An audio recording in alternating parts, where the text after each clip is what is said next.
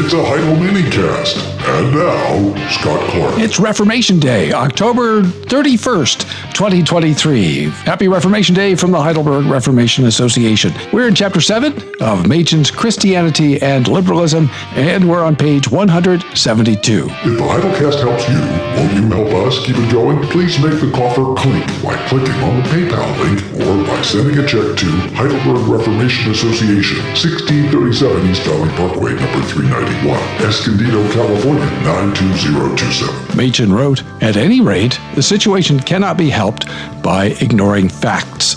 The plain fact is that liberalism, whether it be true or false, is no mere heresy," and he has that in quotation marks, "no mere divergence at isolated points from Christian teaching. On the contrary, it proceeds from a totally different root, and it constitutes, in essentials, a unitary system of its own. That does not mean that all liberals hold all parts of the system, or that Christians who have been affected by liberal teaching at one point have been affected at all points. There is sometimes a salutary lack of logic which prevents the whole of a man's faith being destroyed when he has given up a part. But the true way in which to examine a spiritual movement is its logical relations. Logic is the great dynamic, and the logical implications of any way of thinking are sooner or later certain to be worked out, and taken as a whole, even as it actually exists today, naturalistic liberalism is a fairly unitary phenomenon. It is tending more and more to eliminate from itself illogical remnants of Christian belief.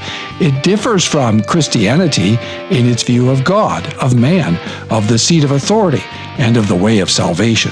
And it differs from Christianity not only in theology, but in the whole of life. It is indeed sometimes said that there can be communion in feeling where communion in thinking is gone.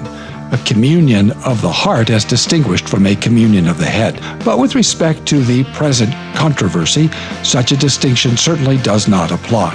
On the contrary, in reading the books and listening to the sermons of recent liberal preachers, so untroubled by the problem of sin, so devoid of all sympathy for guilty humanity, so prone to abuse and ridicule the things dearest to the heart of every Christian man, one can only confess that if liberalism is to return into the Christian communion, there must be a change of heart fully as much as a change of mind.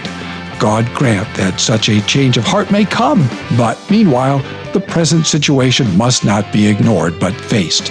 Christianity is being attacked from within by a movement which is anti-Christian to the core. Thanks for listening. Tune in tomorrow for more from the Heidelcast, brought to you by Heidelberg Reformation Association.org.